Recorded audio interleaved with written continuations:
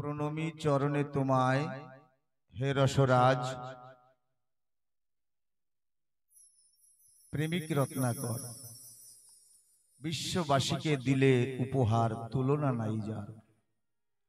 সৃষ্টি মথিয়া শ্রেষ্ঠ সম্পদ আনিলে চয়ন করি, হরি গুরু চাঁদ রূপে দিলে চিনিয়ে পতিতের কাণ্ডারি। যার করুণার দানে আমরা হরিগুরু চাঁদের লীলা গাথা অবগত হয়েছি বা জানতে পেরেছি, সেই শ্রীমৎ তারক ভাগবতকে বরাদ্দ কোটি প্রণতি জ্ঞাপন করছি। দ্বাদশ পাগল সাধুগুরু গোসাই সর্বধর্ম বর্ণ জাতি নির্বিশেষে বিশ্বের সকল প্রাণীকে এই তারক স্থলী থেকে আত্মার অন্তঃস্থলের সভক্তি প্রণতি জ্ঞাপন করছি। কল্যাণিয়া মাতৃমণ্ডলী, মমতা স্বরূপিণী, শক্তিদায়িনী, দরদিনী, সবার চরণে অধম অযোগ্য দীন সন্তানের ভক্তিপূর্ণ প্রণাম নিবেদন করছি। আজ এমভি 41 নম্বরে লীলামৃত সুধাযজ্ঞের দ্বিতীয় রজনী বা দিবস। এই গ্রামে ঠাকুরের অশেষ করুণা, সকল গ্রামবাসী আবাল বৃদ্ধ বনিতা সবকার শিরে অহৈতুকী করুণা বর্ষিত হয়েছে। তাই লীলামৃতের এই সুমঙ্গল পবিত্র আয়োজনে অনেক ভক্তিমতী মায়েরা, ভক্তিবান পিতা, সাধুগুরু বৈষ্ণব ছুটে এসেছে। সবার চরণে ভক্তিপূর্ণ প্রণাম জানাই। এই সুধাযজ্ঞে, মহাযজ্ঞে সকল গুণকারী, সকল কীর্তনীয় বৃন্দ, ভক্তপ্রাণ, তৎসঙ্গে আকাশভেদী প্রশংসায় প্রশংসিত, সারা পৃথিবী জড়িত, সারা পৃথিবী আয়ত্তে করে নিয়েছে সেই গুরুচাঁদের দয়ার ফসল আমি মতুয়া চ্যানেল গোষ্ঠীকে ভক্তিপূর্ণ প্রণাম জানাই।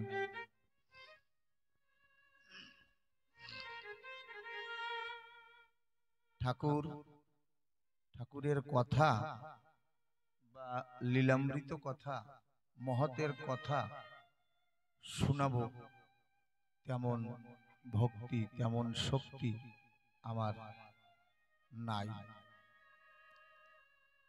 আত্মা বলছে, সমুদ্রের জল যদি কলসিতে ভরি, সমুদ্রের বালি যদি গনিবারে পারি, যদি বা গুনিতে পারি আকাশেরও তারা, যদি বা গুনিতে পারি বরিশারও ধারা। যুগ এত অগ্রসর হয়েছে, সংখ্যায় পরিণত করা যায়। তুমুল বর্ষার বরিশার ধারা সংখ্যায় পরিণত করা যায়, গণনা করা যায়। মরিচের চূর্ণ যদি পরিমাণ করি, মরিচের চূর্ণ যদি সংখ্যায় পরিণত করা যায়, হয়, তাও চেষ্টার দ্বারা হয়। মরিচের চূর্ণ যদি পরিমাণ করি, তথাপিও হরিচাঁদের লীলা কথা বর্ণিতে না পারি। ঠাকুর বলছেন, ঠাকুরের এই অসীম অনন্ত অপরম্পর লীলা কথা বা লীলা সুধা সম্ভব নয় বলে অন্ত ঘটানো। তবে মনে একটা বড় আশা, সেই আশায় বুক বেঁধে এসেছি। সেই আশাটা হলো, পঙ্গুজনে লঙ্ঘে গিরি বোবা কথা কয়, অন্ধজন চক্ষে দেখে এই মহতের কৃপায়। এই আসরে মহৎজন আপনারা ঠাকুরকে ভক্তি প্রেম ডোরে বেঁধেছেন। এই আপনাদের কথা ঠাকুর শোনে, এই আপনাদের কাছে নিবেদন, আপনাদের কৃপা যদি হয় তাহলে হয়তো দু একটা কথা হতে পারে, ঠাকুরের গুণকীর্তন এই পাপ মুখ থেকে বেরোতে পারে। আমি এও শুনেছি, বাজিকর ছায়াবাজি দেখায় বিপুল, না চাইতে পারে তারা কাষ্টের পুতুল। আমি একটা পুত্তলিকা মাত্র, আমার কোনো শক্তি নাই, কোনো ভক্তি নাই। আপনাদের কৃপা, আপনাদের আর্তনাদ, আপনাদের মিনতি যদি দয়াল হরিচাঁদের চরণে পৌঁছায় তাহলে হয়তো এই আশীষটুকু কৃপা কণা রূপে আমার শিরে বর্ষিত করতে পারে কাঙালের ঠাকুর পতিত পাবন দয়াল হরিচাঁদ। বাজি করে ছায়াবাজি দেখায় বিপুল, না চাইতে পারে তারা কাষ্টের পুতুল।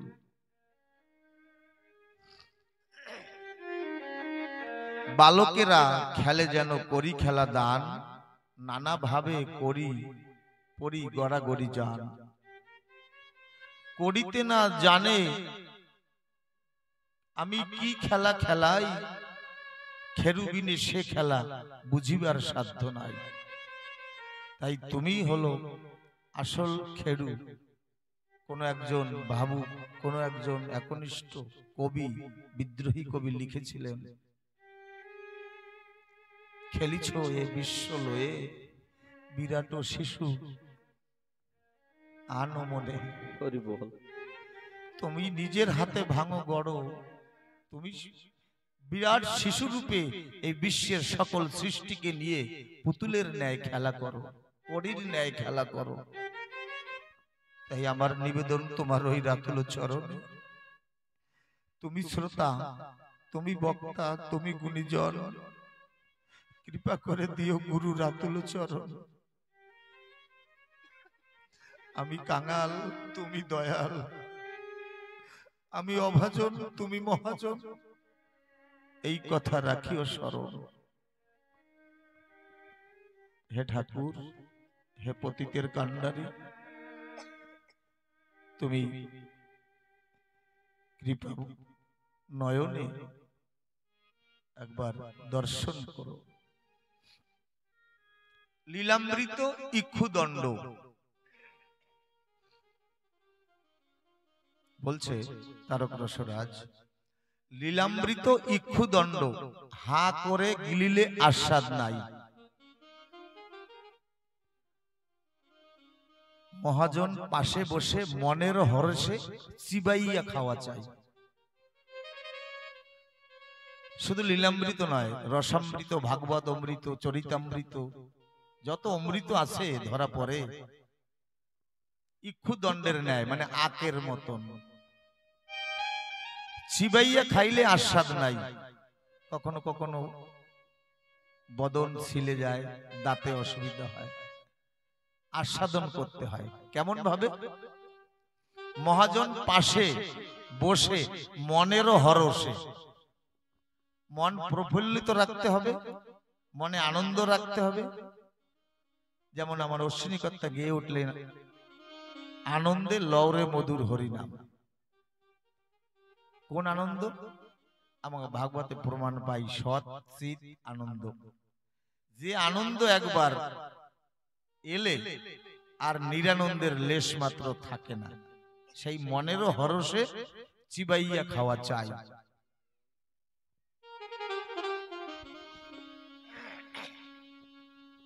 কিন্তু সকল আর হলো, আমি অভাগা মাদিস্য ব্যক্তি, আমার জীবনে ঘটে নাই। তাই মাতৃমণ্ডলী, মমতা মই দরদিনী মায়েদের কাছে আমার একান্ত আর একান্ত অন্তঃস্থলের নিবেদন, কুপুত্রের প্রতি মাগো নাহি করো রোষ, করুণায় করো ক্ষয় কুপুত্রের দোষ। মায়ের কাছে আমার একান্ত চাওয়া, মা যদি আশীর্বাদ না করে এই জগতে কিচ্ছু যায় না পাওয়া। এই আমি আঁচল পেতে, আমার এই ভিক্ষার ঝুলি পেতে আমি মায়েদের কাছে আশীর্বাদ চাই।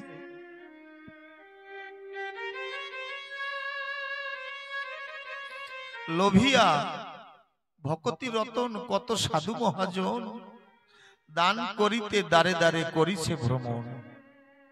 সাধুর সঙ্গ নিবি ধন্য হবি, পরশে হবি সোনা, মানব জীবন ধন্য হবে, পাবি ভক্তি অকামনা। তাই সাধু সঙ্গ জীবনের মূল উদ্দেশ্য।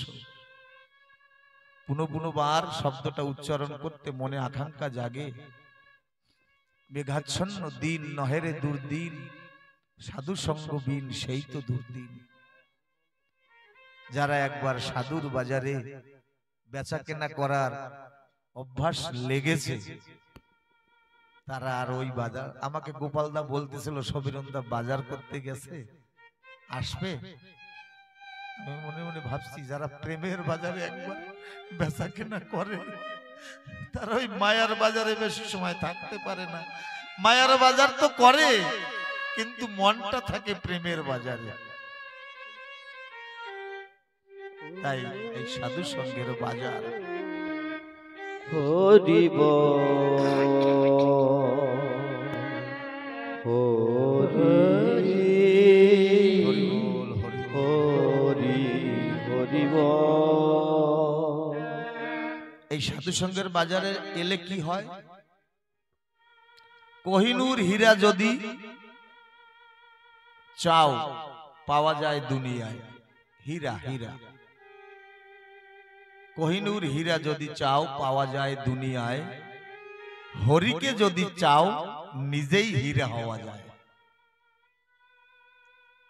এই বিদ্যার উপরে আর বিদ্যা নাই জগতে। দুটোই বিদ্যা, একটা পরাবিদ্যা আর একটা অপরাবিদ্যা। এই পরাবিদ্যার দ্বারা হরি অনাদিরাদি গোবিন্দ ভক্তবৎসল প্রভু মাতৃশক্তি কাউকে পাওয়া যায় না। অপরাবিদ্যার দ্বারাই এই শক্তি অর্জন করতে হয়। এই অপরাবিদ্যা শুধু আর শুধুমাত্র ভক্তি প্রেমের উপরেই দণ্ডায়মান। একটা দৃষ্টান্ত এসছে, এক নগরে দুই ভাই ছিলেন, অতি স্বল্প বয়সে মাতা পিতা হারা হয়। ছোট্ট ভাইটা অতি ছোট, বড় ভাইটা পরিশ্রম করার মতো। বড় ভাইটা মনে মনে ভাবলো আমাদের শুধু বাস্তবিকটাই রয়েছে, ভাই তুই ছোট, তুই থাক, আমি দূর দেশে একটু পরিশ্রমের তরে উপার্জন করতে যাই। এই বলে যখন রওনা দিল, বলে গেল আমার পরিশ্রমের ঐশ্বর্য, আমার পরিশ্রমের অর্থ দিয়ে ছোট ভাই তুই কিছু ভালো কর্ম করিস, সৎকর্ম করিস। এই বলে বড় ভাইটা দূর দেশে কর্মের তরে ছুটে গেছে। প্রতি মাসে মাসে তার পরিশ্রমের অবশিষ্ট যা থাকে সেই অর্থ ছোট ভাইয়ের কাছে পাঠায়। ছোট ভাই মনে মনে ভেবেছে দাদা তো বলে গেছে সৎ কর্ম করতে, এইবার সৎ কর্ম আর অসৎ কর্মের পার্থক্যটা তো আমি বুঝি না। তখন মনে মনে ভেবে একজন সাধু বাবার কাছে জিজ্ঞাসা করেছে, বাবা আমার দাদা প্রতি মাসে উপার্জনের অর্থ পাঠায়, আমাকে একটু সৎ কার্য করার আপনি অনুমতি বা উপদেশ দিন, বুদ্ধি দিন। এবার বলুন মায়েরা, সাধু বাবা যদি সৎকর্মের উপদেশ দেয় তাহলে কি দেবে? সাধু সঙ্গ করার কথাই বলবে। ছোট্ট ছেলেটাকে বলছে জগতে একটাই সৎকর্ম আছে, তা হলো সাধু গুরু বৈষ্ণবের সঙ্গ, তাদের সেবা দেওয়া। আমরা সেবা দেওয়ার নিমিত্তে কি বুঝি? যে ঠাকুরকে ভোগ লাগানো, ঠাকুরকে আরতি করা, ঠাকুরকে সাজানো, এই তত্ত্বগুলো সেবার মধ্যে পড়ে না। সেবা তখনই পরিপূর্ণতা প্রকাশ পায় সেবায়, যদি আমার আচরণে আমার ঠাকুর আনন্দ পায়। ঠাকুরকে আনন্দ দেওয়ার নামই হলো সেবা। কিন্তু আমরা আজ অনেক দূরে ছুটে এসে গেছি পথভ্রষ্ট হয়ে। আমরা ঠাকুরকে আনন্দ দিতে পারি না। ছোট্ট ছেলেটা শিরোধার্য করে সাধুর বাক্য এসে প্রতি মাসে দাদার পাঠানো পয়সা দিয়ে সাধু গুরু মহাজনকে ডেকে নিজের বাড়িতে সেবা দেয়। তারা কিসে সুখ পাবে, তারা কিসে আনন্দ পাবে? এমতো করতে করতে 1 বছর 2 বছর চলে যায়। কিছুদিন পরে দাদাটা ভেবেছে ভাইটাকে ছোট্ট রেখে এসেছি, মাতৃপিতৃ হারা, আমি তো ওর মা, আমি তো ওর বাবা, যাই ফিরে। এসে দেখে বাড়ির কোনো কর্মে পরিবর্তন নাই, যেমন ভাঙা ঘর দেখে গেছে তেমনি তদ্রূপ রয়েছে, কোনো ঘেরা বেড়া নাই, পরিষ্কার পরিচ্ছন্নতা নাই। তখন ছোট ভাইকে ডেকে বলছে, আমি যে উপার্জনের অর্থ পাঠাতাম তাদের কি সৎকর্ম করেছিস? বলছে, দাদা আমি প্রতি মাসে একটা বৈষ্ণব সভা সাধু সভা দিতাম। তখন দাদা রাগান্বিত হয়ে বলছে, তাহলে সকল অর্থ তুই ধ্বংস করে ফেলেছিস, বাড়ির জন্য বা আমাদের জীবন শৈলীর জন্য তুই কিছু করিসনি। এত কষ্ট করে পয়সা উপার্জন করলাম, তাই দিয়ে তুই এই করলি? তখন রাগান্বিত হয়ে বলছে, কালকে সকালের মধ্যে আমার সকল পয়সা তুই ফিরিয়ে দিবি, নয়তো তোকে আবার প্রাণে মেরে আমি আমার সেই বিদেশে চলে যাব কর্ম করতে। এত কষ্টের এত পরিশ্রমের ধন তুই অকারণে নষ্ট করেছিস। ছোট্ট ভাইটা বড় দুশ্চিন্তায় পড়ে গেছে, উদ্বিগ্নতার মধ্যে চোখের জলে ভাসছে, হে ঠাকুর, না জানি আমার জীবনের লীলা সাঙ্গ হবার সময় এসে গেছে। তবে শুনেছি সাধু সঙ্গ করলে নাকি বৃথা যায় না।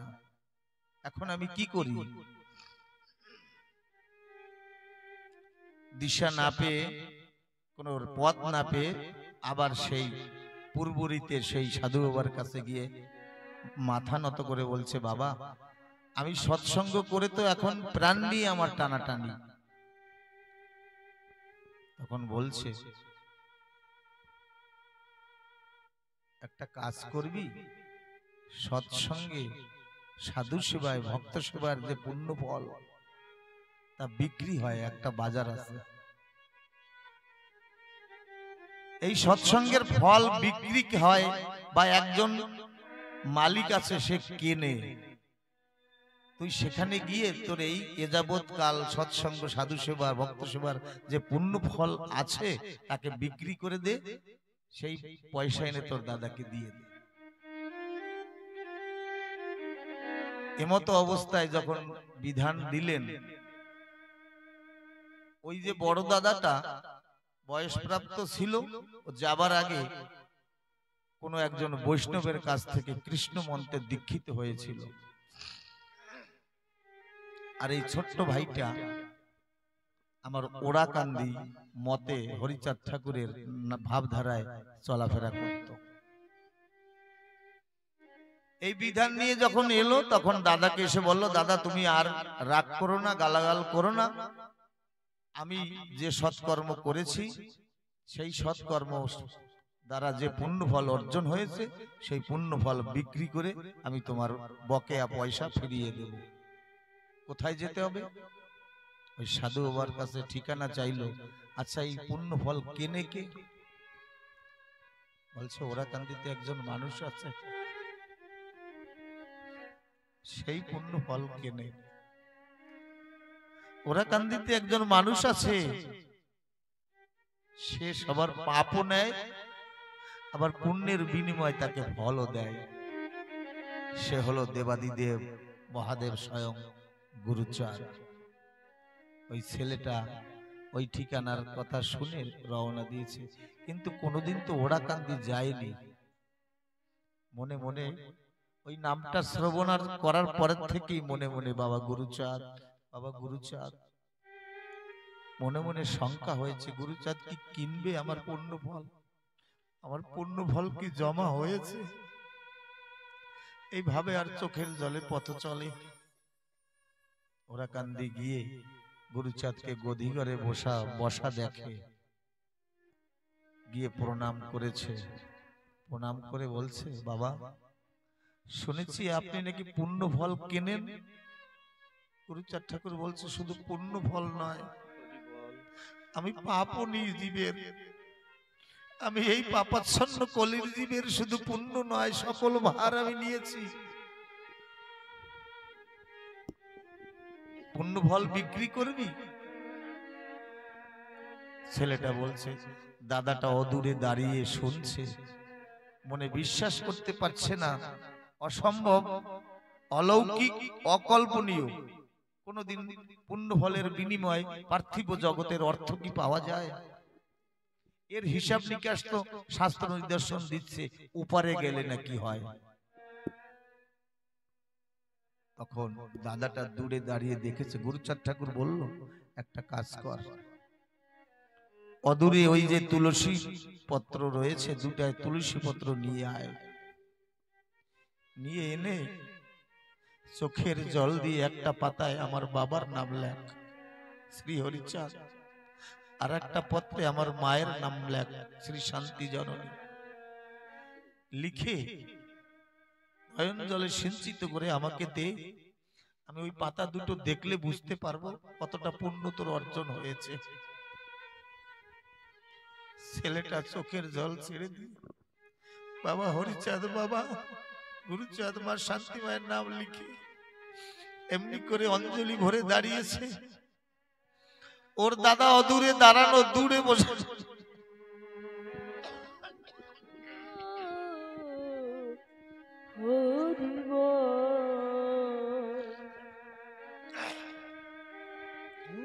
হরিবল হরিবল হরিবল।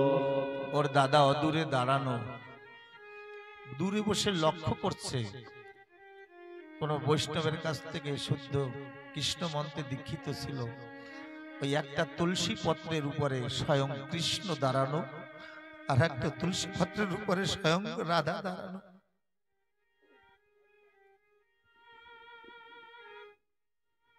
আর ওই ছোট্ট ভাইটা দেখছে একটা পত্রের উপরে পতিত পাবন কাঙালের ঠাকুর হরিচাঁদ, আর একটা পত্রের উপরে মা শান্তি জননী দাঁড়িয়ে আছে, হাতছানি দিয়ে ডাকছে, আয় আমার কোলে আয়, আমার কোলে আয়।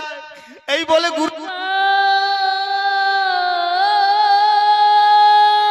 গুরুচাঁদকে দিতে যাবে, অমনি ওই দাদা দূর থেকে বলছে, ভাই তুই পুণ্য ফল বিক্রি করিস না, আমার উপাস্য দেবতা কৃষ্ণ রাধা তোর হস্তের উপরে দণ্ডায়,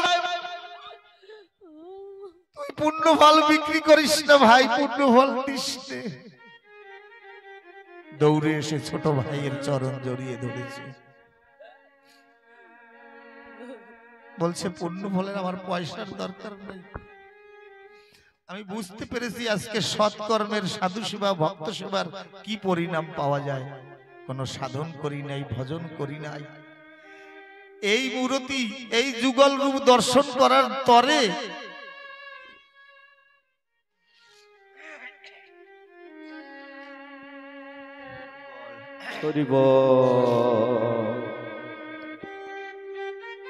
এই রূপ দর্শন করার জন্য কত দেবর্ষি, কত মহর্ষি, কত যোগর্ষি পাহাড়ে বসে তপস্যা করে আজ বিনা সাধনায় তার রূপ দর্শন করেছে। গুরুচাঁদ ঠাকুর বলল, আয় আমার কাছে। দুই ভাইকে কমল পরশের আশীর্বাদ মস্তকে দিল, যা আজ থেকে হরিনাম করে বেড়াবে। তাই ওমা, সাধু সঙ্গ ভক্ত সেবা দিলে হয়। ভক্ত বড়ই শক্ত, ভক্ত যদি করমরে শক্ত করম অনুপ্রাণ, কিন্তু এই ভক্তের পরশ পাওয়া বড় কঠিন। জয় হরিচাঁদ, জয় গুরুচাঁদ।